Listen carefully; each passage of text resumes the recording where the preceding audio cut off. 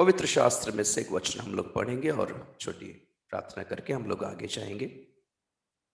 इब्रानियों की पत्री उसका 9वां अध्याय उसका 28वां वचन पढ़ेंगे। इब्रानियों 9 का 28। कोई है पढ़ने वाले या मैं खुद पढ़ूंगा? वैसे ही मसीह भी बहुतों के पापों को उठा लेने के लिए एक बार बलिदान हुआ, और जो लोग उसकी बाट जोहते हैं उनके उद्धार के लिए दूसरी बार बिना पाप उठाए हुए दिखाई देगा। छोटी विनती, छोटी प्रार्थना करेंगे। प्यारे पिता परमेश्वर, तेरा धन्यवाद करते हैं प्रभु इस सुंदर समय के लिए। तेरे वचनों को सुनने जा रहे हैं प्रभु। पवित्र आत्मा की सहायता हम सभी को तू प्रदान कर। तेरे वचनों के प्रति हम सभी की आंखों को तू खोल दे और सभी वचनों के को गहराई से समझ सके और तेरे आगमन के लिए हम सभी लोग तैयार हो सके। इसलिए तो आशीष दे, अनुग्रह दे, तेरी महिमा हो। यीशु मसीह के नाम से छोटी विनती मांगते हैं, सुनर ग्रहण कर यीशु के नाम में, आमीन। Hallelujah, praise the Lord. मेरे प्रियो, आप सब लोग जानते हैं कि जब भी मैं आता हूं तो एक ही टॉपिक होता है, उसके अलावा कोई दूसरा टॉपिक तो नहीं होता। क्या है वो टॉपिक? प्रभु यीशु मसीह का दूसरा आगमन। हालेलुया। बाइबल कहता है हम जो भी काम करें, प्रार्थना करें या उपवास करें या उपासना करें या गाना गाएं, गीत गाएं, आराधना करें, वचनों का प्रचार करें या वचनों को सुने, इतवार के दिन की उपासना हो या शुक्रवार शनिवार दिन की उपवास प्रार्थना हो या बच्चों के बीच में सेवकाई हो या जवानों के बीच में सेवकाई हो या महिलाओं की सेवकाई हो, जो कुछ भी मसीही कार्यक्रम हम सब करते हैं सारी दुनिया में, वर्ल्ड वाइड क्रिश्चियन एक्टिविटीज जो कुछ भी है, बाइबल कहता है ये सारे चीजों का लक्ष्य एक ही होना चाहिए, और वो क्या? प्रभु यीशु मसीह का आगमन के लिए हम सभी को तैयार करना जरूरी है। ये सारी बातें अगर हमें प्रभु के लिए, प्रभु के आगमन के लिए तैयार ना करें तो किस लक्ष्य से किया जा रहा है, सोचना बहुत जरूरी है। क्योंकि कुलोसियों की पत्री उसका पहला अध्याय 28वां वचन में ऐसा लिखा है। प्रेरित पौलुस ने कहा, पढ़ेंगे क्या? कुलोसियों की पत्री पहला अध्याय उसका 28वां वचन, कोलोसियंस 1:28। जिसका प्रचार करके हम हर एक मनुष्य को चेतावनी देते हैं और सारे ज्ञान से हर एक मनुष्य को सिखाते हैं कि हम हर एक व्यक्ति को मसीह में सिद्ध करके उपस्थित करें। हर एक व्यक्ति को मसीह में सिद्ध करके मसीह के आगमन के समय में उनके सामने योग्य ठहराकर हम प्रस्तुत उपस्थित कर सके। इसलिए हर एक मनुष्य को चेतावनी देते हैं, प्रचार करते हैं, बुद्धि देते हैं, शिक्षा देते हैं, जो कुछ भी करते हैं उसका लक्ष्य यह है कि प्रभु के आगमन में उनके सामने हम लोग सिद्धता से योग्य बनकर उनके सामने खड़े हो सके, अपने आप को प्रेजेंट कर सके, उपस्थित कर सके। Praise the Lord. तो मेरे प्रियो, तो हमें जानना जरूरी है कि प्रभु यीशु मसीह के लिए, प्रभु यीशु मसीह के आगमन के लिए हम सभी अपने आप को तैयार कर सके। इसी लक्ष्य से हर एक वचन जो मैं बोलता हूं उसी लक्ष्य से बोलता हूं। तो आज के लिए आपके सम्मुख में एक छोटा वचन रखने की कोशिश कर रहा हूं जो हमने पढ़ा इब्रानियों की पत्री 9वां अध्याय उसका 28वें वचन में। ध्यान दीजिएगा, गौर कीजिएगा। वैसे ही मसीह भी बहुतों के पापों को उठा लेने के लिए एक बार बलिदान हुआ। पहली बात इसके बारे में थोड़ा बताना चाहता हूं। दूसरी बात है, और जो लोग उसकी प्रतीक्षा करते हैं उनके उद्धार के लिए दूसरी बार बिना पाप के दिखाई देगा, प्रत्यक्ष होगा, उपस्थित होगा। तो यहाँ पे तीन बातें गौर करने के लिए, अध्ययन करने के लिए हमारे पास। पहली बात तो छोटी सी बात है, जो पिछली बार जब प्रभु यीशु मसीह आए थे पापों के बलिदान के लिए आए थे, लेकिन बाइबल कहता है दूसरी बार जब आएंगे वो पापों के बलिदान के लिए नहीं आएंगे, किसी को माफी देने के लिए नहीं आएंगे, किसी को बचाने के लिए नहीं आएंगे, ओके, किसी के पापों के उद्धार के लिए नहीं आएंगे। पापों के बलिदान सिर्फ एक बार आए थे। ये मत सोचिएगा कि फिर से अब जब यीशु मसीह प्रकट होंगे तो उनके पैर पकड़ के हम माफी मांग लेंगे तो वो छोड़ देंगे, वो माफ कर देंगे। चलो बच्चा, मैं तो माफी देने वाला परमेश्वर हूं, तो पहले जैसे आया था मैं अभी माफी दूंगा। दूसरी बार जब प्रभु यीशु मसीह उपस्थित होंगे, पहली बार की तरह उनके चेहरे पे दया या को क्या बोलते हैं, मर्सी, दया, माफी, ओके, पापियों के लिए प्यार, ये सब देखने के लिए अपने आप को तैयार मत कीजिएगा।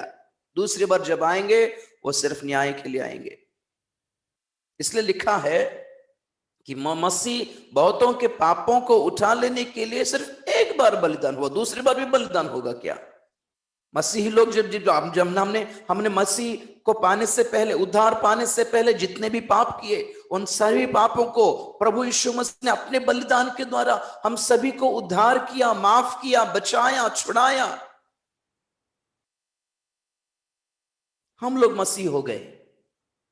तो जब मसीह को पाने के बाद हम जितने भी पाप करेंगे, तो जब वो दूसरी बार प्रकट होगा, इस बार क्या कहेगा? इस बार अरे बच्चे तुमने फिर से पाप किया, ठीक है मैं फिर से जाके बलिदान होऊंगा, बोलेंगे क्या? पापों की बलिदान सिर्फ एक ही बार की है उन्होंने, एक ही बार करेगा बस, दूसरी बार नहीं है। तो दूसरी बात हमें जो ध्यान देने की जरूरत है वो है, आज जो हम लोग मनन करने जा रहे हैं, अध्ययन करने जा रहे हैं, वो पॉइंट है,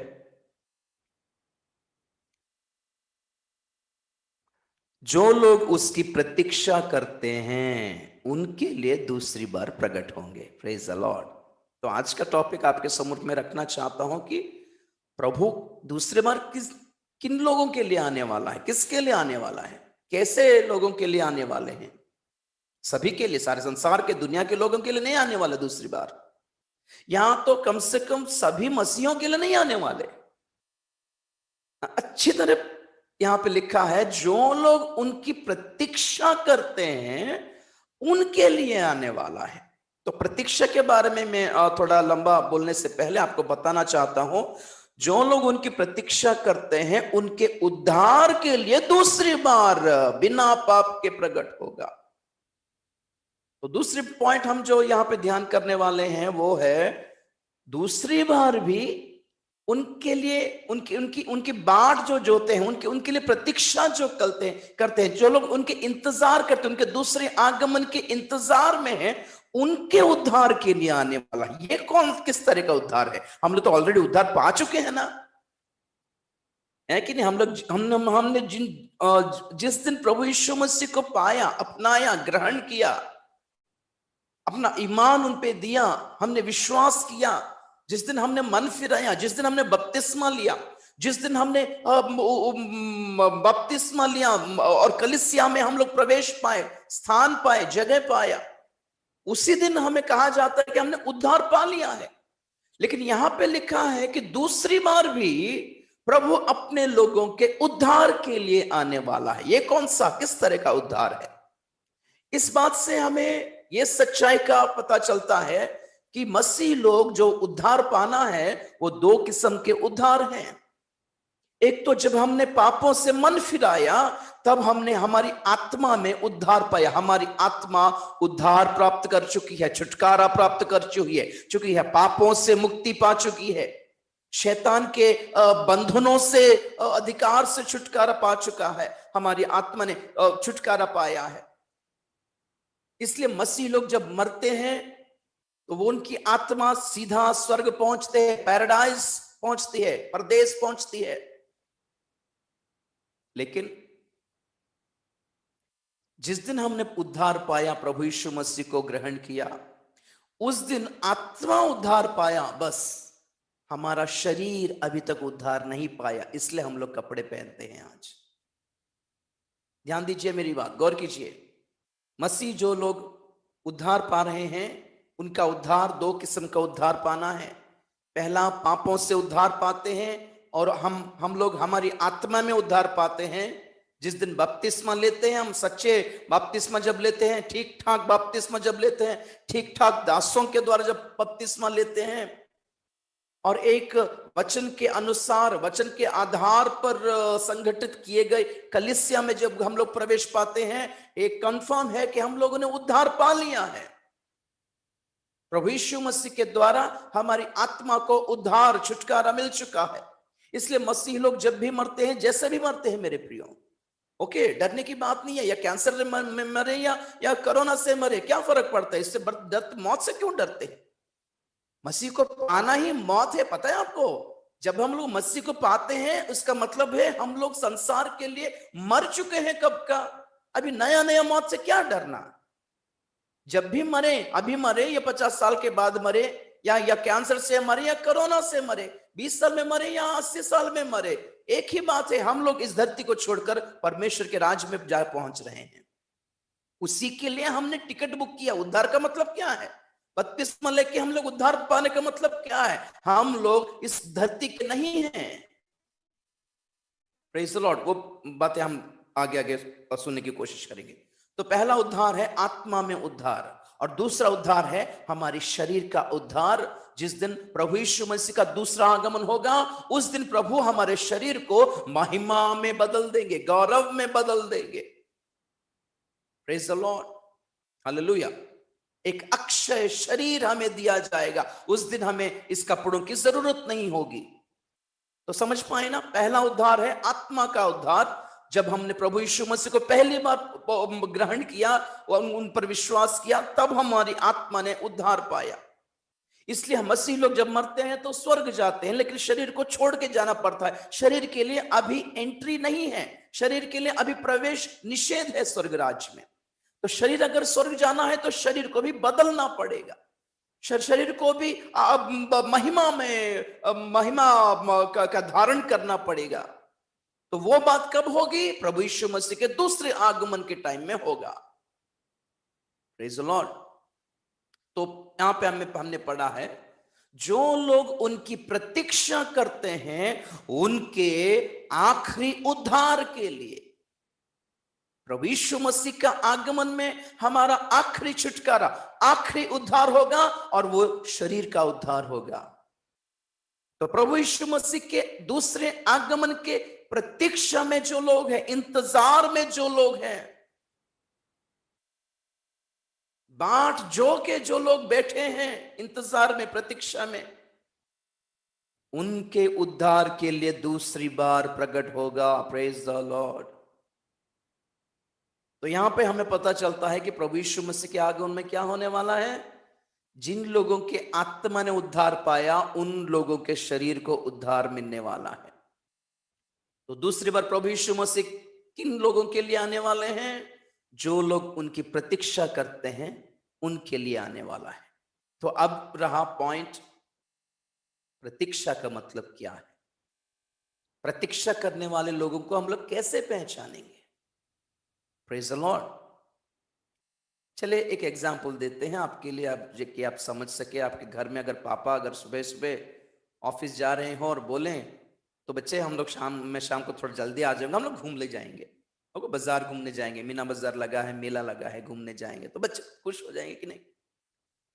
तो जब पापा शाम को 4 बजे घर लौटते हैं तो बच्चे क्या करना होगा? बोलिए, क्या करना जरूरी है? कि जब घर पहुंचते हैं, पापा घर पहुंचेंगे तो परिवार को, अपने फैमिली को किस हालत में देखने के लिए चाहेंगे, किस हालत में देखना चाहेंगे? बच्चे स्कूल से आकर जल्दी जल्दी नहा धोकर, कपड़े पहनकर, है कि नहीं, अच्छे कपड़े पहनकर, जूता पहनकर दरवाजे के पास बैठे रहे, पापा कब आएंगे, पापा कब आएंगे, पापा कब आएंगे, है कि नहीं? और जब पापा घर में पहुंचते हैं तो बच्चे दोनों लोग वहां पे गेट के पास, अब गेट के पास घूम रहे हैं, अंदर जा रहे हैं, बाहर आ रहे हैं। जो भी हॉर्न मारा, जो भी गाड़ी आई, जो भी गाड़ी का हॉर्न बजा तो पापा है शायद बोल के भाग के बाहर आ रहे हैं। ओके, जो भी किसी का भी गेट अगर खटखटाहट हुआ तो सोचे पापा शायद आगे भाग के आएंगे। तो एक किस्म का इरिटेशन स्टार्ट होगा कि सभी लोग आ रहे, पापा क्यों नहीं आ रहे? इरिटेशन, एक किस्म का चिड़चिड़ाहट शुरू हो जाता है, एक तरह का बेचैनी शुरू हो जाता है, पापा क्यों नहीं आ रहे? ओके, तो जब पापा आए तो बच्चे, जो लोग तैयार हैं, उनको, इनके दिल में बेचैनी होती है। जब पापा आके देखे तो मम्मी क्या कर रही है? मम्मी अपने घर के कपड़े में है, नाइट ड्रेस में है, और खाना पका रही है। इसका मतलब क्या है? पापा पूछेंगे तुम नहीं आओगे क्या, तो माँ बोलेगी नहीं बच्चों को ले जाए मुझे काम है बोले। तो इससे ये पता चलता है जो लोग जाना चाहते हैं वो लोग तैयार होते हैं, जो लोग जाना नहीं चाहते वो लोग तैयार नहीं कर रहे। प्रतीक्षा करने वाले लोग अपने आप को तैयार करते हैं, और जिनको प्रभु के आगमन के उत्सुकता नहीं है, इच्छा नहीं है, चाह नहीं है, वो लोग जैसे कि वैसे रहेंगे आराम से, है कि नहीं। सेम एक पिक्चर माइंड में रख लीजिएगा।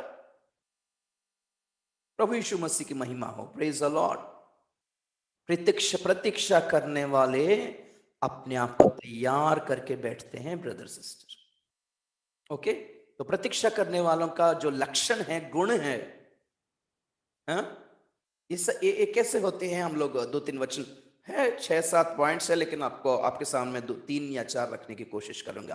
पहला गुण हम लोग पढ़ेंगे फिलिपियों की पत्री 3 अध्याय उसका 20वां वचन पढ़ेंगे। फिलिपियों की पत्री 3:20। पर हमारा स्वदेश स्वर्ग पर है और हम एक उद्धारकर्ता प्रभु यीशु मसीह के वहां से आने की बाट जो रहे हैं। Praise the Lord. हमारा स्वदेश स्वर्ग में है, हमारा अपना घर। स्वदेश का मतलब क्या है? नेटिविटी की नहीं है? नेटिव आपका नेटिव प्लेस क्या है बोलेंगे, पता आपको अपना अपना गांव के नाम बोलेंगे। कोई भी गांव, या तो आप लोग शहर में रहो या सिटी में रहो या दिल्ली में रहो या मुंबई में रहो, फिर भी लोग पूछते हैं आपका नेटिव कहाँ है।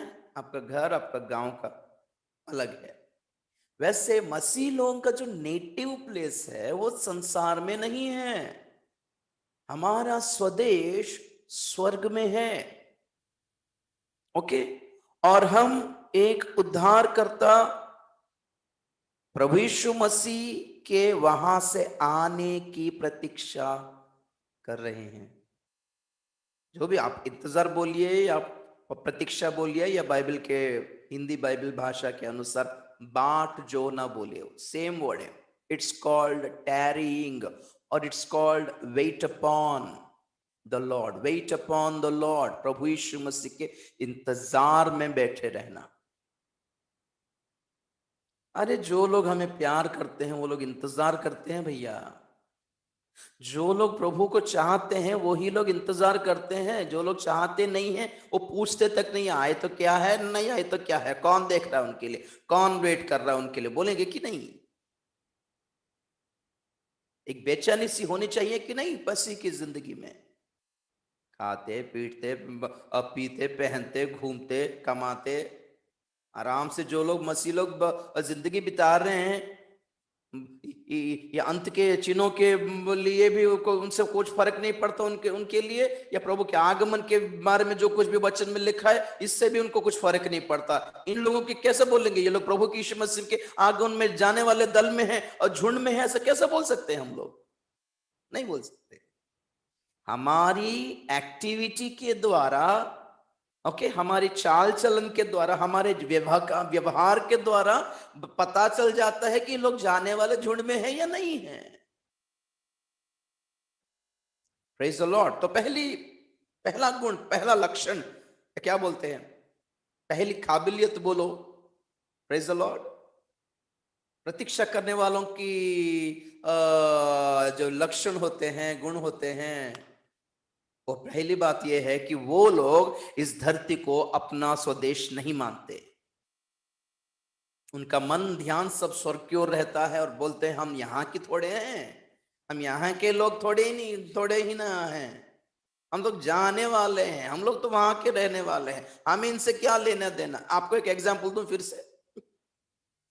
अगर आप में से कोई दुबई या गल्फ कंट्री, बहरीन या कुवैत या सऊदी जाकर जॉब कर रहे होंगे, नौकरी कर रहे होंगे, तो आप लोग नौकरी करते हैं, जो कुछ भी कमाया है आप इंडिया भेजते हैं, अपने बीवी बच्चों के लिए, अपने माँ बाप के लिए भेजते हैं।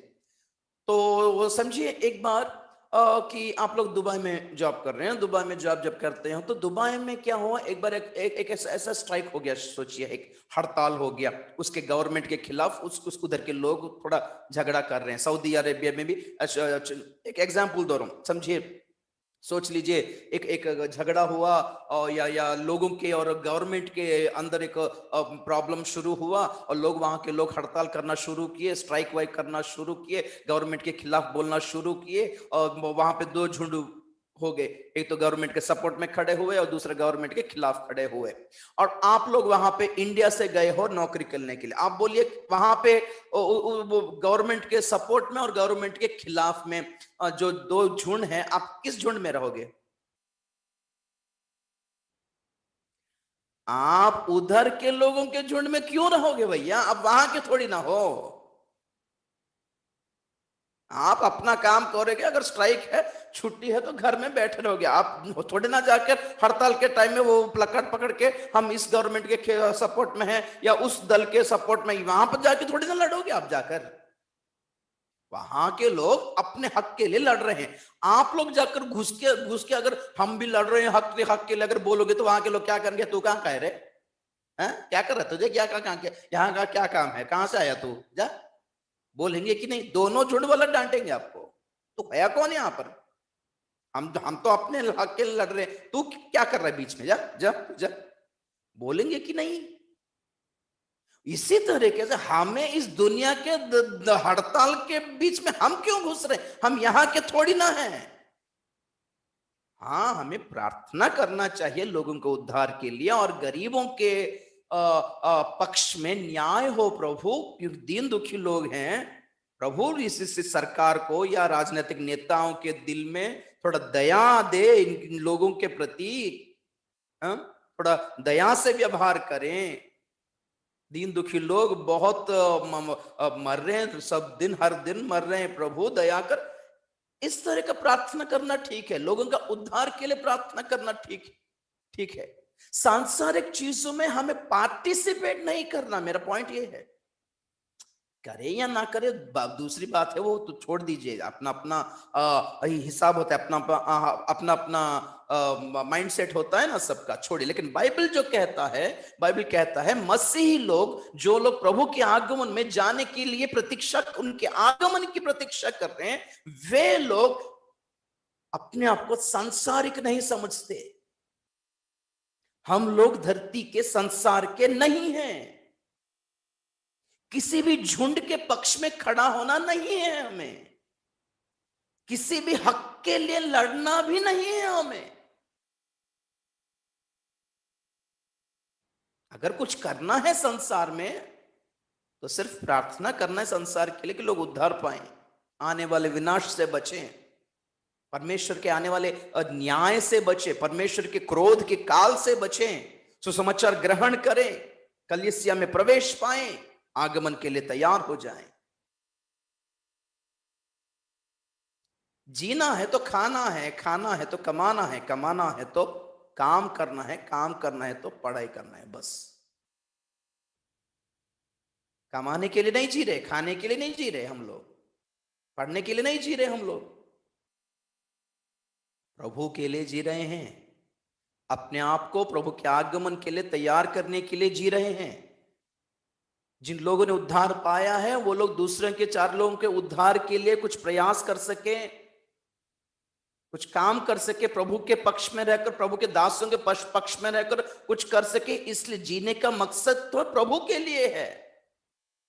तो क्योंकि जीना है तो खाना पड़ेगा कि नहीं? तो खाना है तो भीख मांग के थोड़ी ना खाएंगे, खुद काम करेंगे। तो खुद काम करना है तो कोई तो काम देना है ना, बिना पढ़ाई के कौन काम देगा? इसलिए नौकरी या व्यवसाय या व्यापार करें, जो भी करे, पढ़ाई करना जरूरी है।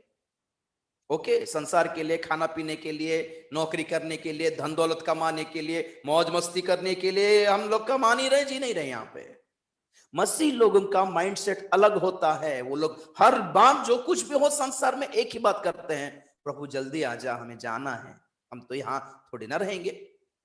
चलो अगर अगर आप लोग वहां पे दुबई में, सऊदी में, कुवैत में जॉब कर रहे हैं, नौकरी कर रहे हैं और वहां पे कुछ हड़ताल हुआ और वहां पे थोड़ा कोई टेंशन शुरू हो गया, तो आपके बीवी बच्चे यहाँ से इंडिया से फोन करते वक्त क्या बोलेंगे? बोलिए, आप बोलिए, क्या बोलेंगे? आप भी जाके लड़ो बोलेंगे क्या? सच में बोलिए, आप भी जाके लड़ते क्यों नहीं हो? जाके लड़ो, नहीं बोलेंगे? क्या बोलेंगे? सुनो जी, जितना जल्दी हो सके आ जाओ बोलेंगे, है कि नहीं? हाँ? है कि नहीं?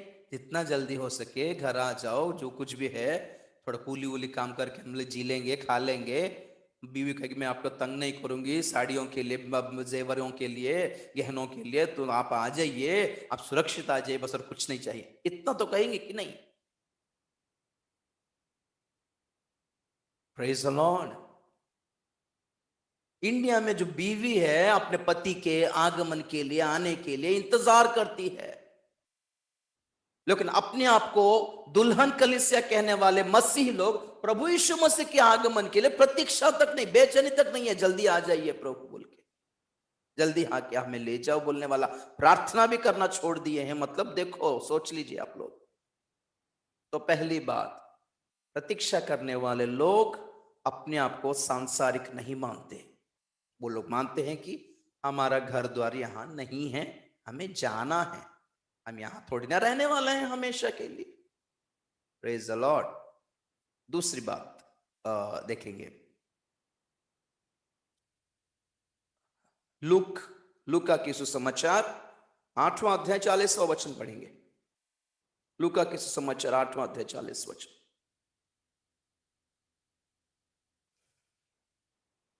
जब यीशु लौटा तो लोग उससे आनंद के साथ मिले, क्योंकि वे सब उसकी बाट जो रहे थे। हालेलुया।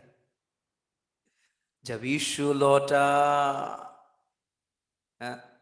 कौन उनसे आनंद के साथ मिले? जो लोग उनकी प्रतीक्षा कर रहे थे। Praise the Lord. अगर आप लोग वो जो समाचार के चारों परम पिता की प्रेज द लॉर्ड, अगर आप लोग पढ़े होंगे तो वहां पे आप देखेंगे कि प्रभु यीशु मसीह के लिए लोग सुबह सुबह, भोर सुबह अंधेरे में उठकर जाकर बैठते थे। प्रभु जहां जहां खड़े होकर प्रचार करते थे ना, प्रभु आने से पहले जाकर लोग वहां पे इंतजार करते थे, प्रभु आने के बाद जो होते थे, प्रतीक्षा करते थे, प्रभु कब आएंगे, प्रभु कब आएंगे, प्रभु कब बताएंगे, प्रभु कब वचन सुनाएंगे, उनको देखना चाहते हैं। लोगों का दिल में जो प्यार है ना, उन्हें सोने नहीं देता, घर में खाने नहीं देता, घर में वो लोग जितना भी काम धाम करें, उनको माइंड है जल्दी काम छोड़ के मैं जाना, मुझे जाना है, प्रभु को देखना, आज प्रभु से मिलना है, एक बेचैनी सी होती है। और जब प्रभु आए, वो उन लोगों ने प्रभु को कैसे किए? आनंद के साथ मिले। They were happy when they saw Jesus is coming. They were glad. उनके उनके आनंद का, उनकी खुशियों की कोई सीमा नहीं रही। खुशी से उछल पड़े, हमारे प्रभु आ गए। प्रभु के आगमन के लिए ऐसी खुशी है कि आप लोगों को नौकरी करके अगर कोई पति 5 साल बाद लौटा, बोलिए अमेरिका से, या बोला था ना दुबई से, सऊदी से, 5 साल के बाद अगर लौटा होगा तो बीवी को कैसा लगेगा? बोलिए, वो कैसे उनका रिएक्शन कैसा होगा पति को देखकर? उनके बच्चों को कैसे रिएक्शन? पापा आ गए। वो जो बच्चे लोग डोरेमोन देखते हैं, मिक्की माउस देखते रहते हैं, आइसक्रीम के लिए रोते रहते हैं, वो इन सब आइसक्रीम ही भूल जाएंगे, टीवी भूल जाएंगे, फोन भूल जाएंगे, कार्टून भूल जाएंगे, बस एक ही चीज दिमाग में, आज पापा आने वाले, बस एक ही बात माइंड में रहेगा। प्यार होना चाहिए प्रभु के प्रति। तीसरी बात देखेंगे, दूसरा पत्रस 3 अध्याय 11-12 वचन पढ़ेंगे।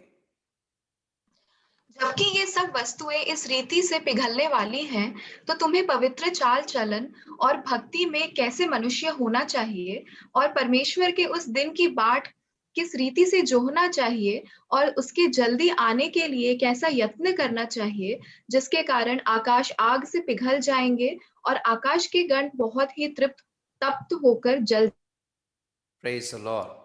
10वें जाएंगे। वचन से अगर पढ़ेंगे तो बाइबल में लिखा है सारी धरती आग से विनाश होने वाले हैं, तत्व सब जलने वाले हैं, तप्त होकर जलने वाले हैं, तत्व सब पिघलने वाले हैं, संसार ये धरती सब विनाश होने वाले हैं। आपका 3 मोहल्ला का बिल्डिंग हो या कुतुब मीनार हो या इंडिया गेट हो, क्या फर्क पड़ता है, सब गिरने वाले हैं। किन लोगों के ऊपर सिर पे गिरेगा किसी को भी पता नहीं, सब विनाश होने वाला है। और प्रभु के लोग क्या करेंगे? भक्ति से और धार्मिकता से, अच्छे चाल चलन से, व्यवहार से प्रभु यीशु मसीह के बाट जोएंगे कि प्रभु आके हमें ले जाएगा। तो भक्ति और अच्छे चाल चलन होना जरूरी है प्रभु यीशु मसीह के आगमन के लिए। जो लोग प्रतीक्षा करते हैं उनके लिए पवित्र चाल चलन। Praise the Lord. तो तुम्हें पवित्र चाल चलन और भक्ति में कैसे मनुष्य होना चाहिए, कितना भक्ति और पवित्रता से रहना चाहिए, सोच लीजिए। तो जो धरती विनाश होने वाली है और जो लोग प्रभु यीशु मसीह के आगमन की बाट जोते हैं, ये बात अपना अच्छा पढ़ा, मुझे अच्छा लगा। क्या है वो? ओके। और 12वां वचन पढ़ रहा हूं। और परमेश्वर के उस दिन की प्रतीक्षा किस रीति से करना चाहिए और उसके जल्द आने के लिए कैसा यत्न करना चाहिए। इसका मतलब क्या है बोलिए?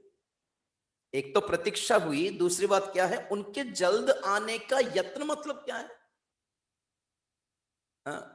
प्रभु यीशु मसीह के जल्दी आने के लिए हमें कोशिश करना है, ऐसा लिखा है। यत्न मतलब कोशिश है कि नहीं? और उनके जल्दी आने से और हमारी कोशिश कैसा होनी चाहिए? एक ही बात है, वही सेम एग्जाम्पल। अगर वहां कोई दूसरे देश में कोई हड़ताल हो रही हो या युद्ध छिड़ा हो, जंग छिड़ा हो, तो यहाँ बीवी क्या बोलेगी? आप जल्दी आते हो कि नहीं? जल्दी आइए, आप जल्दी आइए, निकलिए वहां से, जल्दी आइए। तो कलीसिया को यह प्रार्थना करना जरूरी है कि जितना हो सके प्रभु जल्दी आ जाइए आप, और देरी मत कीजिए प्रभु। प्रतीक्षा करने वालों की प्रार्थना यह होनी चाहिए। प्रतीक्षा करने वाले पवित्रता से रहने की कोशिश करेंगे, पवित्र प्रतीक्षा करने वाले भक्ति के साथ रहने की कोशिश करेंगे। ओके, चौथा पॉइंट देखेंगे 13 वचन में, वही दूसरा पत्रस 3 अध्याय 13 वचन में। पर उसकी प्रतिज्ञा के अनुसार हम एक नए आकाश और नई पृथ्वी की आस देखते हैं जिनमें धार्मिकता वास करेगी। Praise the Lord. आस, वो भी प्रतीक्षा है कि जो लोग प्रभु यीशु मसीह के आगमन की प्रतीक्षा में हैं, वो लोग जो जानते हैं कि धरती पिघल होकर नाश होने वाली है, और वो लोग नए धरती, नए स्वर्ग और नए यरूशलेम की प्रतीक्षा में रहते हैं कि प्रभु जाने दो, ये धरती तो विनाश होने वाली है, लेकिन हमें तो नए धरती, नए आकाश और नए यरूशलेम की प्रतिज्ञा तूने की है, हम उसके लिए इंतजार कर रहे हैं। ओके, क्यों क्यों क्यों? क्योंकि लास्ट लाइन देखिए, क्योंकि जिनमें धार्मिकता वास करेगी। धार्मिक लोग कहां वास करने के लिए प्रभु ने ठीक किया, प्लान किया?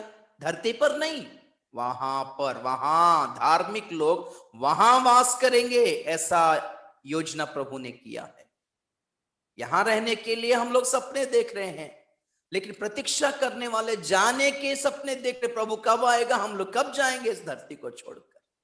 अपने आप को तैयार करने की कोशिश करेंगे। दिन ब दिन बेचैनी बढ़ती जानी चाहिए। दिन ब दिन प्रभु यीशु मसीह के जल्दी आने का यत्न ये लोग करेंगे, कोशिश करेंगे, मांगेंगे, प्रार्थना करेंगे, अपने चाल चलन को बदलेंगे, पवित्रता से जीने की कोशिश करेंगे, धार्मिकता से जीने की कोशिश करेंगे, भक्ति के साथ जीने की कोशिश करेंगे। और जो भी हो, एक ही बात हर बार मन में घूमता रहेगा कि हम यहाँ के नहीं हैं, जाने वाले हैं, हम परदेश हैं, यह हमारा परदेश है, यहाँ पर परदेशी हैं हम लोग, विदेशी हैं यहाँ पर संसार में।